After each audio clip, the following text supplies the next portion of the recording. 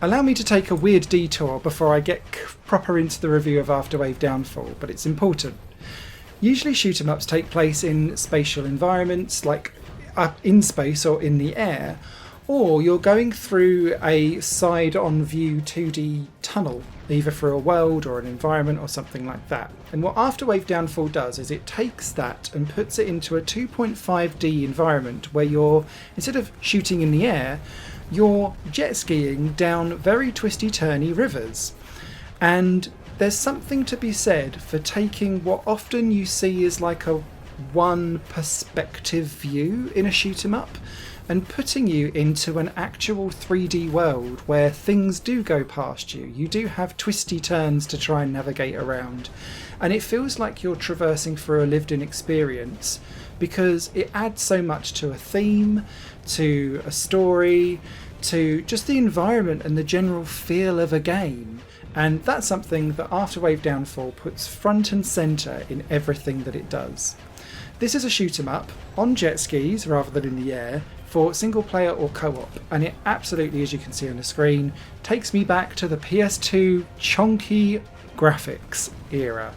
I love this style. I'm a sucker for it, but I particularly like it when it's big bold colours. Everything is vibrant and glowing on the screen, and it's going out of its way to try and feel like you've got either a sense of speed or a sense of grandeur as you're going through these ever-changing wild rapids, basically, on your jet skis. Enemies will come from either further up the river coming towards you, but they'll also come from this top sides and fly towards you as well, and your weapons that you shoot out will automatically decide whether or not it's going to hit something in the sky or down at sea level. You don't have to worry too much about it. But the things that you do have to worry about are what character you're going to pick, because they all have vastly different weapons and different spread shots versus narrow shots, but also some of them have like additional homing missiles, but trading that in for damage. Depends on your playstyle as to how you want to go about it. But each character also has 2 additional sub-weapons that you'll need to collect energy in order to trigger. These weapons are also unique to the characters, and again I found some more stronger than others. Particularly the character of Thomas I thought was probably the best for my personal playstyle because it had a homing missile as part of its general normal weapons, but even the ones where it would clear a large portion of the screen or it would send in a missile attack to a certain area, they just felt meaty and I could see the damage being done, whereas others are a bit more about being less accurate but having a spread shot that means you're kind of hitting everything but only a little bit. In addition to individual loadouts of weapons, each character has its own HP stats, base damage stats, but also things around like how much energy it takes to trigger one of your moves, all of those kind of things. And you'll need to keep an eye on those because there's a light roguelike element going on behind the scenes. And this is about levelling up your characters over time the more that you play. There are more characters that you can unlock, and as you play through the game and you complete certain levels or worlds or defeat bosses, you'll then earn currency that you can then spend in the upgrade shop. And this allows you to add on additional HP hearts or additional lives, for example, or it could be that you lower the energy cost for some of the things that you are wanting to fire for some of your special moves. It could be that you improve your base damage instead, or that you add on a shield and then you can start buffing up your shield over time too. This is all very helpful because this game asks you initially to play the game on easy difficulty, which only unlocks the first 3 worlds, but you'll be doing that with underdeveloped characters who are lacking all of those like shields or skills, or you'll be making like 1 or 2 crucial decisions to start building up your characters, but they won't be fully formed.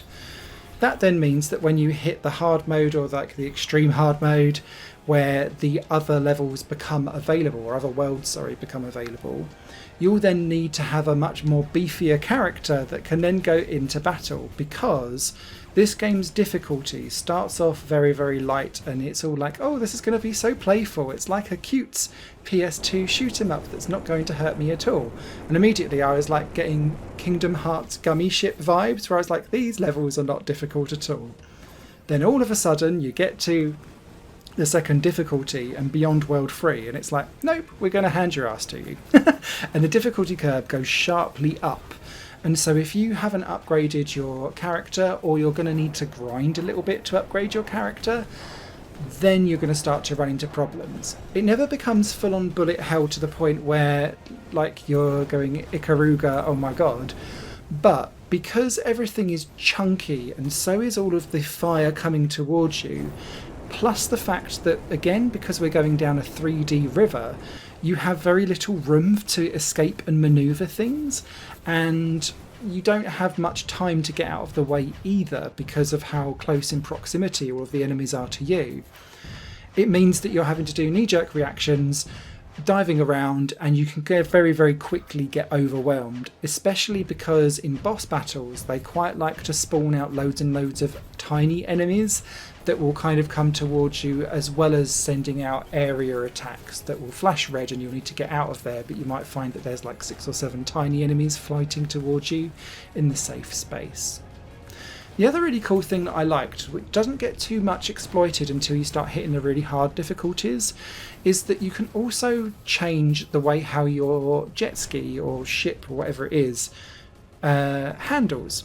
And you can do this by switching on like a precision mode, and this comes more and more into focus later in the game because it starts to provide you with almost like an SSX slalom where you're trying to jet ski your way around various different like islands in the way, or broken trees that have come down and blocking your path.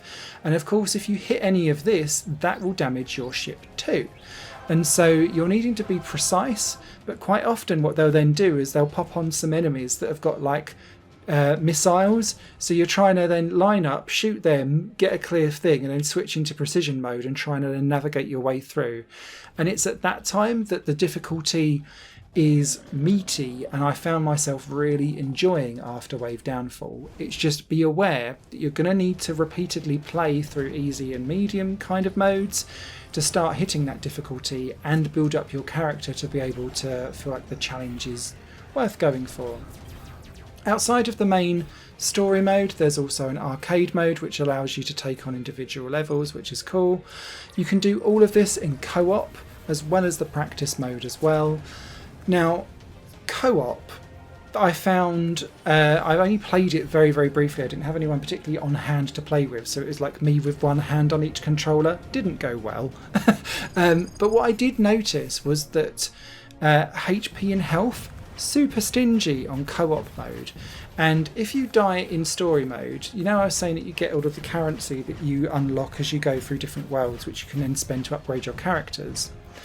If you're right towards the end of a world and you think, I just need 1 or 2 more lives and I'll be able to beat that boss and get to the next level, you can pay some of your currency to respawn and have like a continue. It's up to your choice whether you do it or not.